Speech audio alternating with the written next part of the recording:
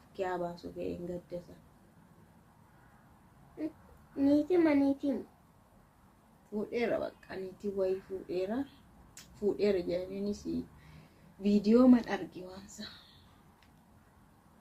Maariyaa bakka fuudhee dhufeen ciqiqiquu sarrammoo ciqiqiqii Egaa akkuma viidiyoo kan argitanitti fayyoo namni hin beekne hin jirtanii fayyoon dubartii cimtuu shamarree cimtuu akka nama kamiyyuu biyya Arabaa hojjettee galtee jireenya gaa'ila ijaarrattee haadha maatii lamaati jechuudha. Yeroo ammaa kana wanti nama gaddisiisu keessaa isuma harka keetirraa nyaatee dhugee osoo dhirsa namarraa fudhachuudhaaf deemu jechuudha.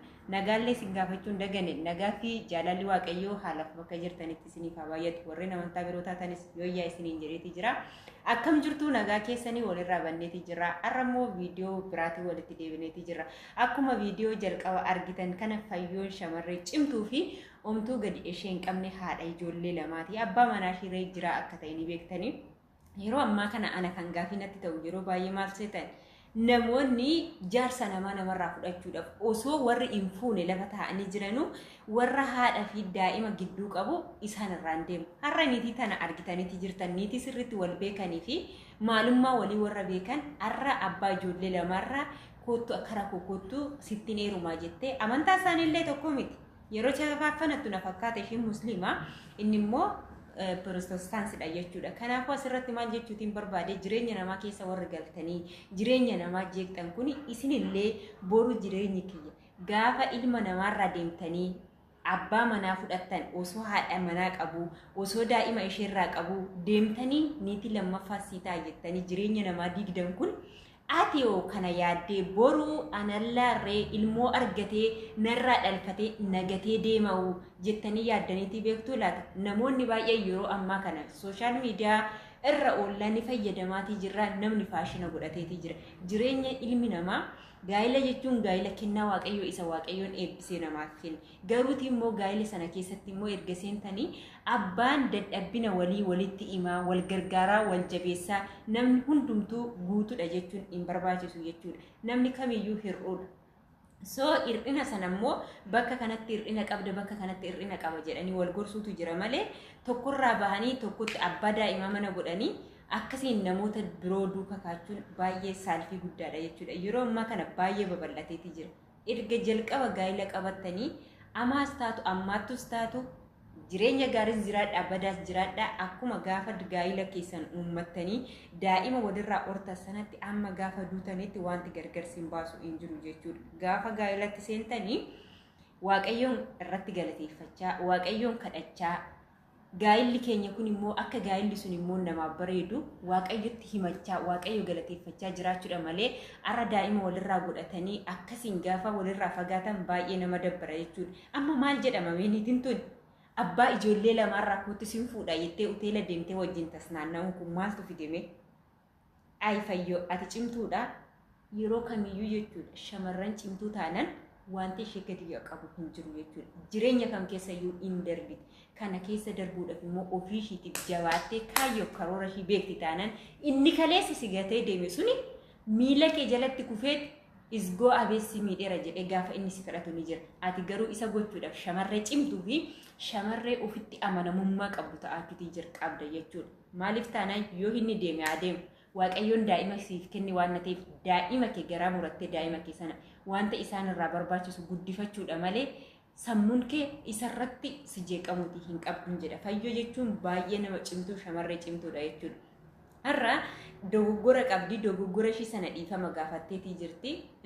Gizee tokko an piraankii natti fakkaatitii ture yeroo baay'ee garuu immoo namni gaafa gaa'ila keessa seentan seenaa keessan isa darbitan abbaa manaa keessanii waan na ta'eef boru walirraa ijoollee horattu waan na ta'eef wanta duraan seenaa qabdan abbaa manaa keessan isa sin fuudhuudha jedhe sanatti himuun dirqama keessanii maaliif seetan wanta itti himte sana har'a kaleessa otoo daa'ima qaba jettee yookiin yoo ishee jaallatte daa'ima ishee wajjiniin ishee jaallata yoommoo daa'ima ishee wajjiniin ishee jaallachuu baate immoo lakki ati daa'ima qabda waan ta'eef siin barbaadu jedhee biraa deebi'uuti qaba. Dogoggorri fayyoon qabdu asirratti maaliif daa'ima hin taane hanga kamiyyuu dogoggora kaleessaati qabdu keessattuu warri daa'ima qabaatanii daa'ima hin qabnu jettanii gaa'ela raawwattanii erga gaa'ela raawwattanii daa'imti keessan jala abbaan manaa beekee ittiin sin balaaleffatu jalqabuma seenaa keessan hin dhoksinaa. Maaliif taanaan daa'imti kennaa Waaqayyooti.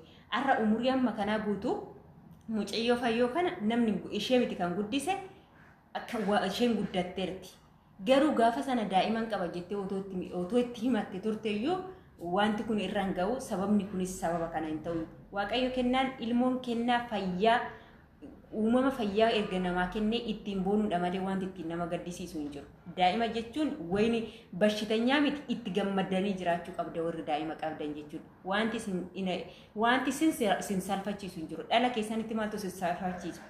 Dhala kamiyyuu abbaa barbaadirraa osoo hin dhala qabaadhee dhala kootiin nan boona malee wanta abbaa manaa koo isa lammataatti eerumuuf daa'ima koo sanarree dhoksuu qabu. Daa'ima koon dura arge waan ta'eef kutannoo qabaachuutu barbaachisaadha. Kanaaf har'a immoo sababni kan ka'e fayyoon akkamitti kana na dhoksiti jedhee sababni isumarraan ka'e jedhee kin hojiiota baay'ee lakkoofsisee amma jedhi jennaan ishiin qo'a giiftii too ishiin ati deemtee abbaa daa'ima lamaarraa ani si wajjiniin hin jiraadha jettee shikekkee wajjiniin sirbitu ati boroo maal hojjetta laata kan keerra maaltu gaalaata maaliin jedhee ani qo'e maaliif badduu taatu shamarran keenya yeroo tokko safuu maaliif wallaaltu ishee bira maa gatee dhufe jettee yaaddu borussumaas akkanatti gateeti si gatee deema daandirratti soo kanaaf immoo wanta ofii keetiif hin jaallanne namaaf hin jaallatin wanta ofii keetiif hin jaallanne namaaf hin jaallatin jireenya namaa gidduu hin galina jireenya namaa gidduu galanii balleessuun Waaqayyoon illee hin jaallatu jechuudha.